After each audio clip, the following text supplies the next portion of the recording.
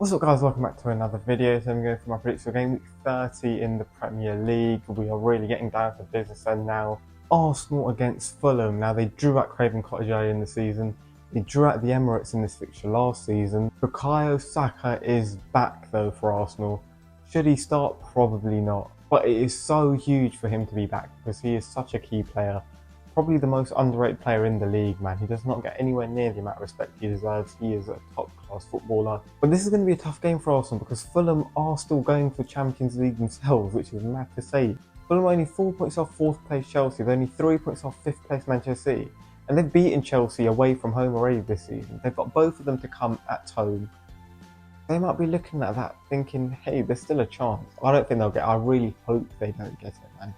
But they could. And Arsenal still have some slim title hopes given how Liverpool's season has kind of capitulated. But at the Emirates, I expect Arsenal to win. I'm going 2-0 to the Gunners.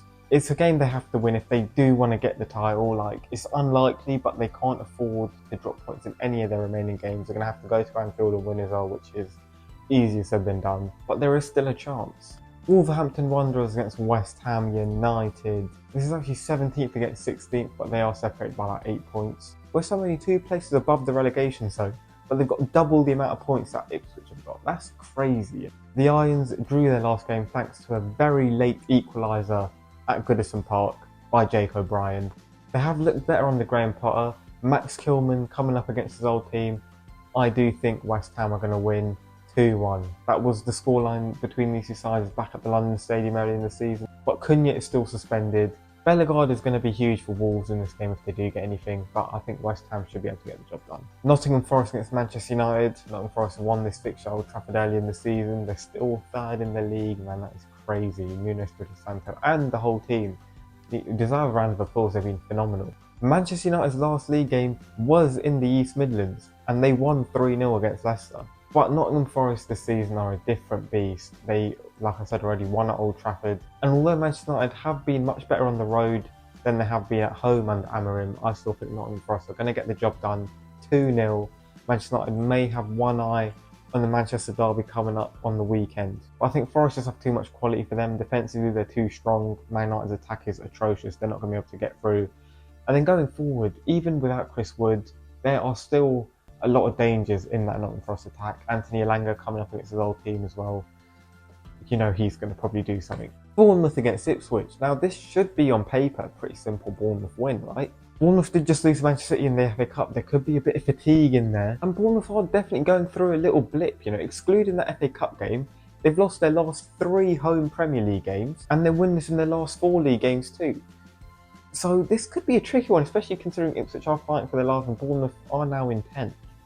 But Bournemouth's attack, I think, will overpower the Ipswich defence. And although I think Delap will have a good game and probably get a couple goals, I think Bournemouth are going to win 3-2. Now that they are out of the FA Cup, they really do need to win these sorts of games if they are going to get into Europe. This is a brilliant chance for them.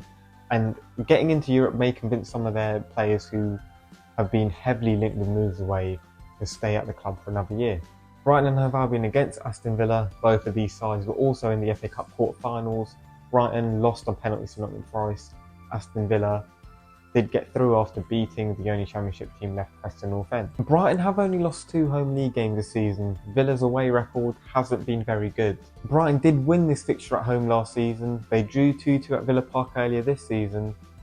And I think that's going to happen again here. I've gone with a 2-2 draw. This is another huge match for those European places as well. It's 9th against 7th. Brighton are only 2 points off Chelsea. Villa are 2 further back. The race for Europe is so intense this season. It's really entertaining, but I just really hope that Chelsea and Fulham are 2 of the teams that miss out on it. Manchester City against Leicester City.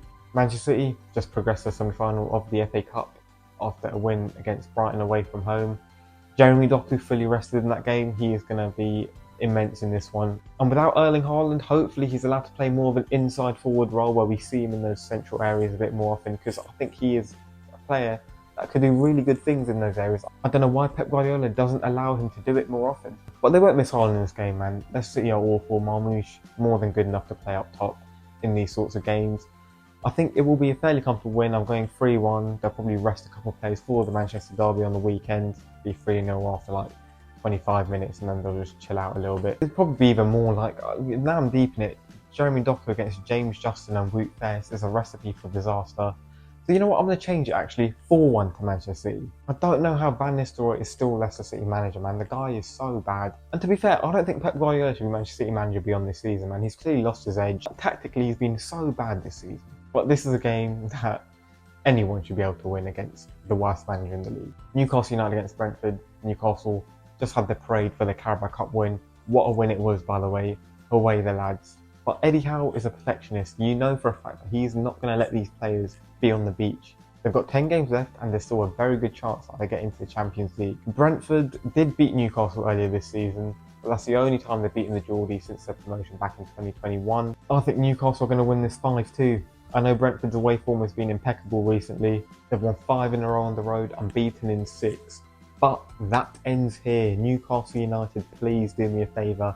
Sir Eddie Howe, please, you know what to do, man. I think Isak 2 goals, Harvey Barnes 2 goals, and then a goal for Fabian Schär. Southampton against Crystal Palace. Crystal Palace are in very good form. They've won all of their last 3 games. They're unbeaten in the last 9 away league games as well. And most of those have been wins too. So against the worst team in the league, against arguably the worst team we've ever seen in the Premier League, this should be an easy win. I'm going 2-0 Palace. They're another team that was just involved in the FA Cup quarterfinals and they won against Fulham very handsomely as well. Hopefully they don't progress much further than that. But despite how badly their season started, they've really pulled it back well. And although I don't think they'll get into Europe, they're not a million miles off, man. And they could win the FA Cup and do it. Please.